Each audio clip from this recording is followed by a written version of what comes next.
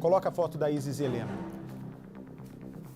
Sobre o advogado que eu falei ontem, advogado, para mim passei a régua já no assunto. Se o senhor quiser ainda falar algo sobre o caso, sobre o que foi dito aqui, o programa está aberto sempre para o senhor. Aqui o senhor sabe que eu não tenho medo de conversar com as pessoas, está dentro do DNA do Cidade Alerta, de ouvir todas as partes, seja agradando ou não a minha opinião, seja agradando ou não a opinião do telespectador, cada um tem sua verdade, cada um tem sua versão. Esse programa está aberto para isso. Mas agora, a boa notícia que chega nessa sexta-feira é de que a polícia de São Paulo vai indiciar a mãe de Isis Helena por homicídio doloso. O que isso significa? Com intenção de matar. Para a polícia de São Paulo, Jennifer teve a intenção de matar. Eu já estou, gente amiga, com toda a documentação. Com toda a documentação. Agora sim dá para entender. Cadê o Bernardo Armani, que está aqui conosco? A polícia fez hoje uma entrevista coletiva. Foi ótimo fazer uma entrevista coletiva para esclarecer para a sociedade tudo que, por sinal, já havia sido dito pelo Cidade Alerta desde o começo da semana. Mas agora é possível compreender, é possível juntar os pontos por que a Jennifer acabou confessando. Há muito mais imagens, muito mais fotos desse caso que ajudaram a colocar na mesa e mostrar por A mais B que sim, que a Jennifer esteve no local onde a polícia suspeitava desde o início ter sido colocado o corpo da pequena Isis Helena. Bernardo Armani é o repórter. Boa tarde, Bernardo. Boa tarde a você, Bate. Boa tarde a todos. O delegado disse que foram 54 dias ininterruptos de investigação e que foi uma investigação muito difícil, mas que desde o começo eles já perceberam muitas contradições nessas versões apresentadas por Jennifer. Por isso, o trabalho consistiu basicamente nessa desconstrução dos relatos de Jennifer, pois desde o primeiro depoimento, desde a primeira vez que ela refez o trajeto acompanhada pela polícia, o mesmo trajeto que ela dizia ter feito na manhã em que Isis desapareceu, a polícia já percebeu que ela estava muito insegura nesses relatos, estava realmente mentindo. E aí foi um trabalho de tentar comprovar essas contradições. E aqui ao lado eles apresentaram um quadro com pontos-chave da investigação, diversos pontos cruciais que eles demonstraram, inclusive para Jennifer, por que ela estava mentindo. Aqui, Bate, a gente vai destacar, olha só, as imagens que a investigação teve acesso da Jennifer andando de moto naquela manhã mesmo com a mochila nas costas. E é difícil dizer isso, Bate, mas nessa imagem, segundo a polícia, a bebê Isis estava aqui, dentro da mochila. Ao lado tem ampliada aqui a foto da mochila, onde a Jennifer colocou a bebê Isis. Chama a atenção que ela tem algumas palavras em inglês, entre elas a palavra love, amor, amor em inglês. Então são várias imagens e conjuntos que a gente vai explicar daqui a pouco, Bate, como que a polícia conseguiu desconstruir essa versão apresentada por Jennifer. É isso que eu ia dizer. Nessa imagem que aparece ela com a sacola e com a mochila, por acaso essa é a foto que a polícia já tinha visto e que a Jennifer, pelo jeito, tinha omitido, que tinha a sacola. Ela falou que só tinha uma mochila, mas a sacola nas mãos, no braço não. É essa foto? Essa mesmo, Bate, essa mesmo. No primeiro depoimento, ela falou apenas que estava de moto, mas não disse se estava carregando algo, nem mencionou a mochila, muito menos a sacola. Então, de posse dessas imagens, a polícia confrontou Jennifer e aí sim ela disse ter lembrado que estava tanto com a mochila como com a sacola. E também outra contradição, Bate, é o seguinte: ela disse que foi para a Praça da Árvore e no primeiro dia todos foram por esse caminho, inclusive os investigadores, cães farejadores, mas ela disse, pouco depois, em um segundo depoimento, ela mudou a versão. Ela disse ter estado aqui, nesse local, que seria conhecido como Igrejinha do Virgulino, um local numa área rural mais afastado, fazer um piquenique, com bolachas, bebida e também uso de drogas. O que chamou a atenção da polícia é que naquele fim de semana anterior ao desaparecimento da Isis, vou mostrar essa outra foto aqui, olha como é que estava o acesso lá ao local. Estrada de terra, muito barro, lama, inclusive com poças d'água ainda no local. Mas aqui nessa outra imagem, Bate, mais abaixo, tá Jennifer chegando de moto ao mercado, onde ela foi com a avó sacar dinheiro. Ela aparece com os pneus aqui, olha, da moto e também o sapato completamente limpos. E os policiais que estiveram no local nos dias seguintes, que choveu muito, saíram com as viaturas de lá atoladas quase no barro, muita lama nos pneus, na lateral. Então isso foi algo que também chamou a atenção da polícia. E aqui abaixo a gente tem essa outra imagem, que foi o primeiro cão farejador da Guarda Civil Metropolitana de Itu, que farejou o local onde ela diz ter estado, ali na região do Virgulino. E lá tem uma bifurcação, Bate.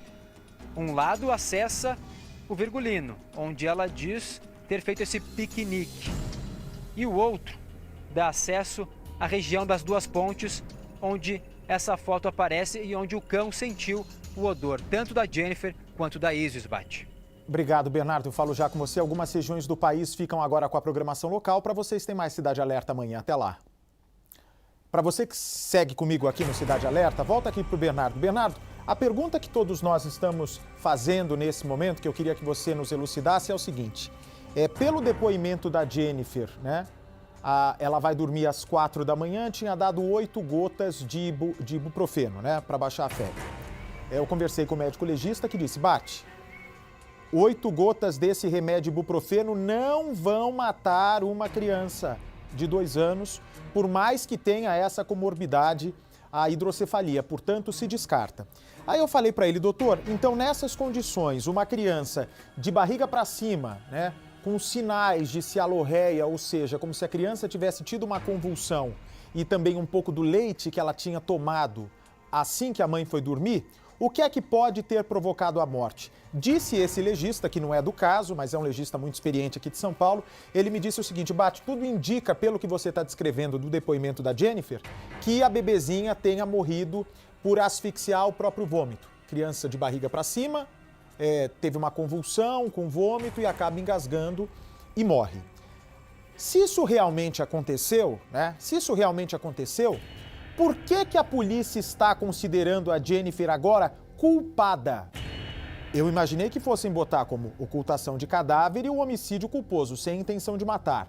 Mas a partir do momento que ela disse para a delegada, não chamei o SAMU porque eu fiquei com medo que achassem que eu fosse culpada da morte da minha filha. Então, onde a delegada desse caso está vendo dolo, está enxergando que houve a intenção da Jennifer matar? Essa é a pergunta. Se não chamou socorro, pode ser colocada como omissão de socorro, mas não. Delegada ponta firme, não estou dizendo que ela está errada, não.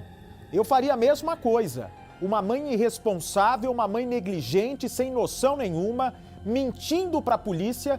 Isso pode ter recaído sobre ela também, essa mentira atrás da outra. Por que a delegada considera que a Jennifer teve a intenção de matar, Bernardo? Pois é, Bate, o titular aqui da Delegacia Seccional de Mogi Guaçu explicou essa questão. Ele disse que no relato da Jennifer, ela acreditava que sairia como um homicídio culposo, pois deixaria claro que foi um acidente, que ela não teve intenção de matar a criança e responderia apenas por ocultação de cadáver. Mas a polícia, ela entende diferente.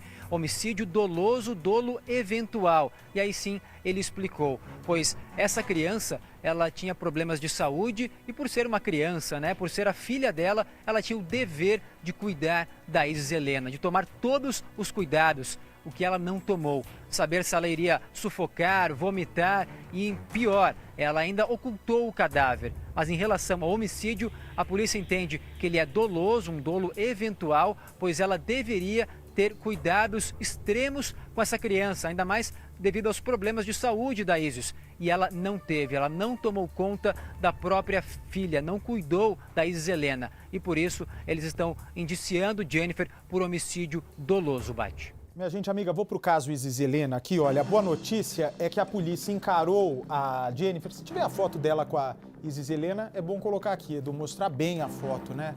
Também de quem está preso, de quem é responsável por essa maldade. A polícia chegou à conclusão, diante de todas as evidências, as mentiras contadas pela Jennifer, as fotos, não é? São vários os retratos tirados por câmeras de segurança mostrando a Jennifer em caminho que ela omitiu para a polícia lá de Itapira, né? Me dá essas imagens, por favor. Então ela vai ser indiciada, minha gente amiga, por homicídio doloso, com intenção de matar. Para a polícia, olha aí a imagem, nas costas, meu Deus do céu, mas dá uma raiva dessa mulher, gente. Nas costas a mochila com a bebezinha dentro, a Jennifer com a maior naturalidade, levando a filha até o rio, e aí, olha, a sacola na mão, né? A sacola, para ela, a grande discussão é se a sacola estava no braço ou se estava no ombro. Ela brigou comigo, vocês se lembram aquele dia? Não, Bate, você está dizendo que a sacola estava no ombro, mas a sacola estava no meu braço. Grande coisa, eu falei para ela. Esse é o menor dos problemas. Pode trocar a foto, por favor. Uma outra foto divulgada hoje pela polícia. Aí está. O acesso até o local onde a Jennifer diz ter ido tem barro, tem lama.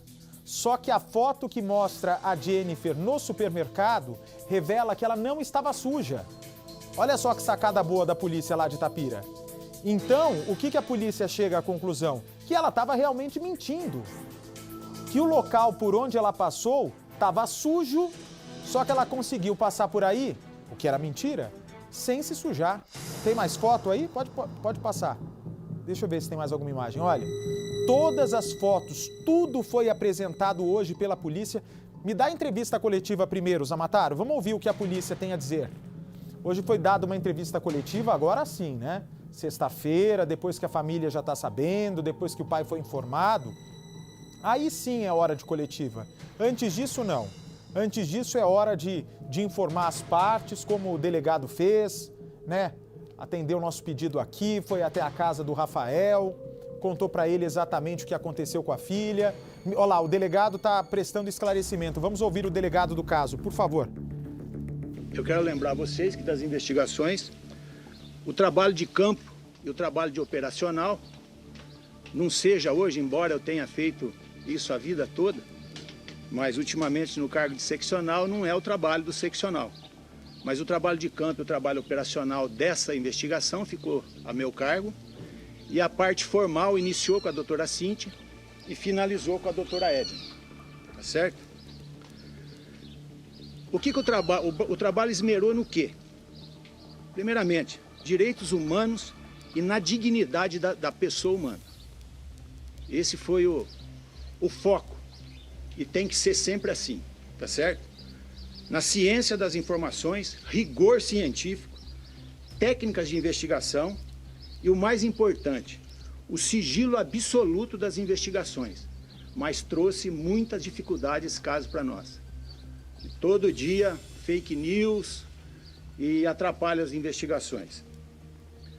Trabalho nosso foi realizado na desconstrução das versões da mãe, das versões da Jennifer. Nós procuramos desconstruir aquilo que ela vinha afirmando, tá certo?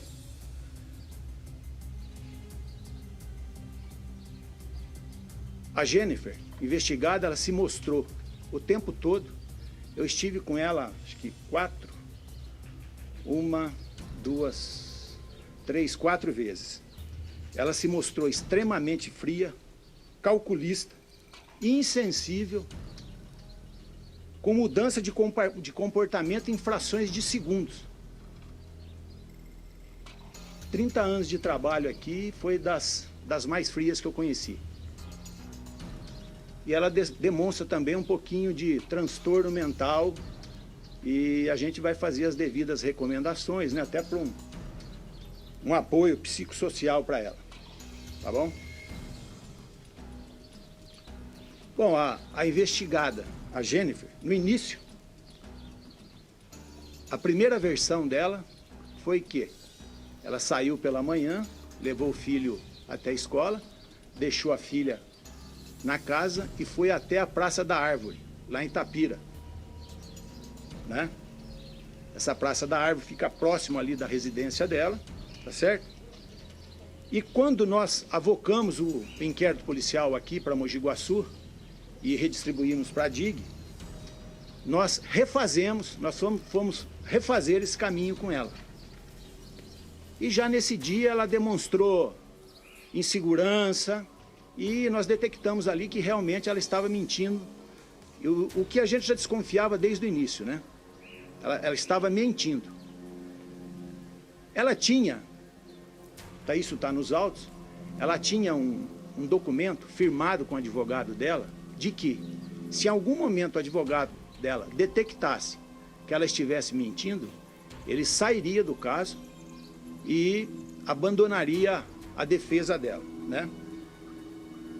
E para nossa surpresa, após refazer esse caminho com ela, no dia seguinte, sem consultar o advogado dela, ela ligou, ela nos ligou para os nossos policiais e ela nos disse que queria conversar. Ela apresentou uma segunda versão. E essa segunda versão que ela apresentou... Segura um instantinho, por favor. Segura um instantinho. Pode deixar travado. Só deixa eu entender uma coisa. O advogado, né, o seu João, que me parece experiente, se falou, né? O próprio delegado está dizendo que ele fez um termo dizendo que se desconfiasse do que a Jennifer está falando, ele largaria o caso. Seu João, o senhor não desconfiou? O Brasil inteiro desconfiou desse caso? E o senhor não desconfiou que ela estava mentindo, essa menina, essa sem vergonha, que entrou em contradição mesmo em entrevista um monte de vezes? Aí, seu João, ela liga para a polícia pedindo para dar uma outra versão, sem consultar o senhor, e o senhor não desconfiou disso? O senhor não achou isso estranho? Por que o senhor, então, só renuncia quando ela confessa? Estranho isso. Não entendi porque o senhor deu tanto crédito para essa menina. O senhor acreditou demais, seu João. Cuidado aí, tem que desconfiar mais dessa gente. Tem que desconfiar dessa gente, seu João. O senhor faz um trabalho bom, é competente, mas desconfia mais, seu João. Pode seguir a entrevista, por favor. Ela subiu a Praça da Árvore e tomou sentido a igrejinha do Virgulino. Segunda-feira, 7 horas da manhã, foi o final de semana que mais choveu em Itapira. O rio estava fora da calha e ela disse que botou umas coisas na bolsa e foi fazer um piquenique na igreja do Virgulino, né? Só que ela não sabia que a gente já tinha uma convicção de que ali naquela igrejinha do Virgulino tem uma bifurcação.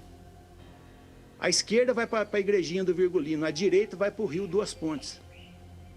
E logo no início das buscas, um cachorro de Itu, e eu quero aqui ressaltar a participação desse, né,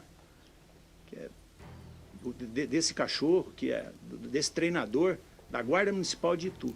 Esse cachorro forçava a ida, cheiro da mãe e cheiro da criança. Foi. No Rio dos Peixes, nas Duas Pontes. Só que ela não sabia que a gente tinha essa informação, né?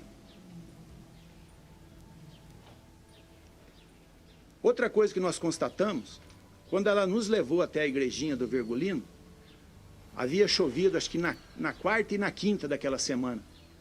E para chegar na igreja, muito barro. Põe a foto aqui muito do barro para as pessoas Imaginem verem, por favor. vocês, naquele final de semana, que foi um dos finais de semana mais chuvoso, como não estaria aquilo de barro, né?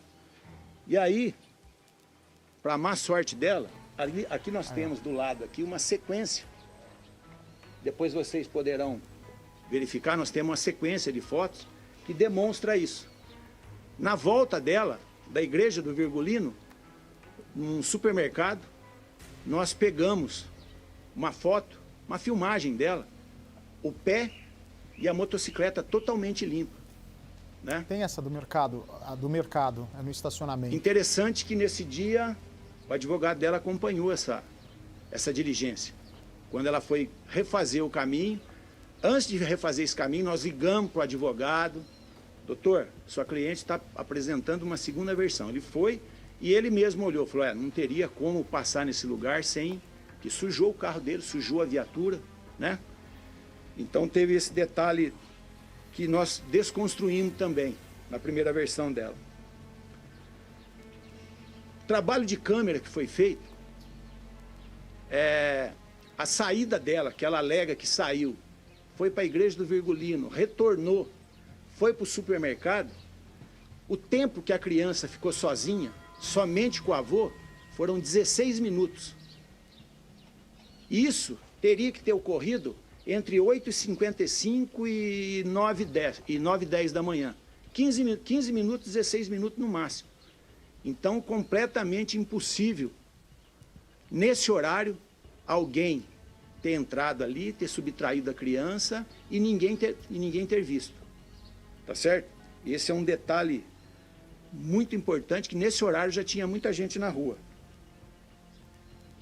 Outra coincidência, sumiço das chaves. Sumiu a chave do quarto, sumiu a chave do portão e ficou tudo aberto. Detalhe importantíssimo. Outra situação que alarmou, veja a frieza, outra situação que alarmou foi a questão de tentar jogar para a avó, para a avó constatar o desaparecimento da criança. Ela saiu do mercado e ela foi, segundo ela teria ido visitar o filho. Só que no caminho a avó se acidentou, caiu, teve que ser amparada e ela chegou primeiro na casa. Então, mas ela tentou jogar para a avó para constatar o desaparecimento da criança. Então foi muito bem arquitetado por ela, tá certo? Mais ou menos, né, delegado? Para mim, essa menina estava falando só coisa furada desde o início. Ela se perdeu nas palavras, na versão, desde o primeiro momento, na primeira entrevista. Basicamente, o que ocorreu? Na quinta-feira da semana passada, nós fizemos lá uma busca no Rio do Peixe, né? Coincidiu que é para a gente levar novos cachorros para confirmar, confirmou o local lá, tá certo? E na quinta-feira a gente já estava com a prisão temporária dela decretada. Colocando tudo isso no papel, sendo feita uma representação, Boa. O Ministério Público concordou e o juiz autorizou a prisão dela 5 dias. Na quinta a gente já estava com o mandado de prisão dela nas mãos. Na sexta-feira nós cumprimos logo pela manhã. Ela passou o dia com a gente. E todos esses fatos foram demonstrados para ela e para o advogado, né? Tudo que ela afirmou ter feito, nós desconstruímos, tá certo? Na quinta, ela ficou em silêncio, fria e calculista. Logicamente que, período noturno, nós tivemos que recolher ela para a penitenciária, com autorização judicial de poder tirar para trabalhar, para fazer diligência. No sábado pela manhã, eu fui comunicado pelo diretor lá de disciplina e segurança, de que a Jennifer, logo pela manhã, pediu que queria falar com a polícia, queria contar a verdade. Mas antes de contar a verdade para nós, ela já tinha contado para todos lá. Falou que realmente tinha ocorrido e tal. Esses agentes penitenciários foram ouvidos, tá certo? E na sequência nós fomos lá, pegamos a Jennifer, trouxemos ela para a DIG, o advogado foi acionado, tá certo? E ali nós ouvimos ela novamente. E ali ela contou a versão dela, tá certo? Ela se reuniu, teve a oportunidade de se reunir com o advogado antes de ser interrogada. E ali ela confirmou o que ela alega e o que ela fala. Ela diz que, na noite, por volta de meia-noite, a criança estava na casa dos avós paternos, a criança veio da casa dos avós. Se vocês verem a foto ali, é a mesma roupa, a avó confirmou para mim, é a mesma roupa que a avó paterna colocou na menina. Borezinho rosa, né? Ela recebeu a criança domingo à noite, por volta de meia-noite a criança teve febre, ela deu um remédio para a criança, para a febre, me fugiu o nome do remédio. Ibuprofeno. Ibuprofeno. Meia-noite e pouco, 3 da manhã ela deu uma mamadeira para a criança. E o celular dela, acho que fica ligado para despertar 6h30, 6 horas, 6h30 da manhã. Não sei bem o horário exato, mas mais ou menos aí. E ela deu a mamadeira para a criança por volta de meia-noite. E 6 da manhã ela acordou. Ela descreve, inclusive, o local que a criança dormiu, o local que o outro filho dormiu e o local que ela dormiu. E ela faz fechado? a seguinte afirmativa, de que a criança estava decúbito dorsal, com espuma e leite na boca. Né? Eu acho que aí uma tentativa de levar para quê? Para o homicídio culposo, né? Pela negligência, pela imprudência. Essa foi a tentativa dela. Ela foi ouvida, deu os detalhes. Ela falou que em seguida ela pegou a bicicleta, ela tem uma bicicleta, ela cobriu a filha, ela viu que a filha estava gelada, estava morta.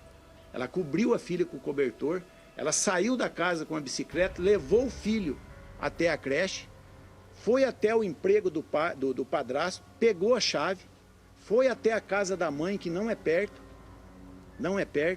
pegou a motocicleta e voltou. Passou no emprego do pai novamente, do padrasto, entregou a chave e voltou para casa. Tá certo? Essa história toda é única, porque o costume dela qual que é? Toda manhã ela levava o filho para a creche e voltava para dormir. Todas as manhãs ela repetia a mesma coisa. Naquele dia não. Naquele dia ela fez uma mochilinha de piquenique, tá certo? E ela foi fazer um piquenique 7 horas da manhã com aquele final de semana que estava chuvoso, tá certo? Então é uma história que não dá para engolir, né? E o que ela fez? Ela voltou para casa, chegou, botou a menina, tirou a menina, botou a menina na mochila. Vocês vão ver ali que tem uma foto, ela indo para o bairro Duas Pontes. Se vocês observarem, tem vocês a foto vão ver da mochila, Edu, que por favor. a alça da mochila está um pouco esticada. A criança pesava menos de 7 quilos, um pouquinho mais de 7 quilos, né? Na moto. Então caberia, criancinha, a criança tinha problema de saúde, tá certo? Ela botou a criança na mochila. Salafrária. E ela foi lá para o bairro, lá para os Duas Pontes. Ela chegou lá, ela disse que parou a motocicleta, já virada para voltar, desceu, despediu da menina e soltou a criança no rio. Despediu. Correto? Ela afirma ainda que a criança afundou, que o rio estava cheio, a criança afundou, a criança boiou e depois ela perdeu a criança de vista. Parou. Ela retornou para... tem que ver isso, né? Porque quando você joga uma pessoa já morta na água, ela vai afundar. Depois, com a putrefação, com a decomposição do corpo, depois em adultos, até 48 horas. Aí sim boia. Pelo que ela está contando, ela joga e imediatamente já vê a criança boiar. Tem que ver, numa dessas, se essa louca não jogou a criança viva, hein?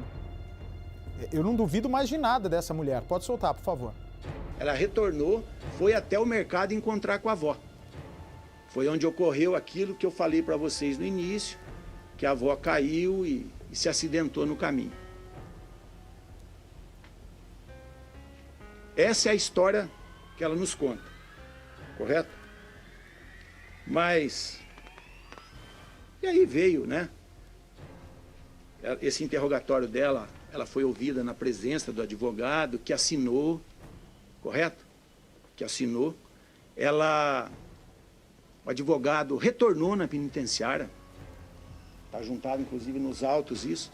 O advogado retornou, isso foi no sábado, não sei se foi na segunda ou na terça. O advogado retornou na penitenciária, sabe? Que a mãe questionou e tal. Olha, ele voltou.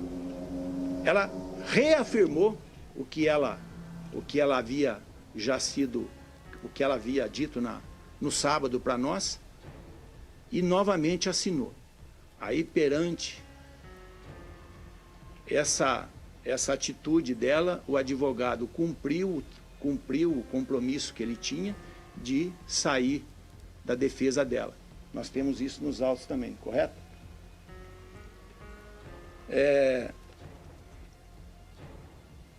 Nós pedimos prisão temporária de 5 dias iniciais, venceu na terça, na quarta? Na terça. Na segunda nós prorrogamos mais 5 dias. E vence hoje. O juiz concedeu, termina domingo agora. Domingo. Mas já foi autorizada a preventiva. Prorrogação de 5 dias. O inquérito foi relatado ontem e nós a indiciamos por homicídio doloso. Boa. Que ela tinha, com intenção sim, de matar. isso se não Boa, ocorrer o delegado. fato mais grave, né? É. Se sustentar essa afirmativa dela, do leite, da espuma, homicídio doloso, dolo eventual, tranquilo.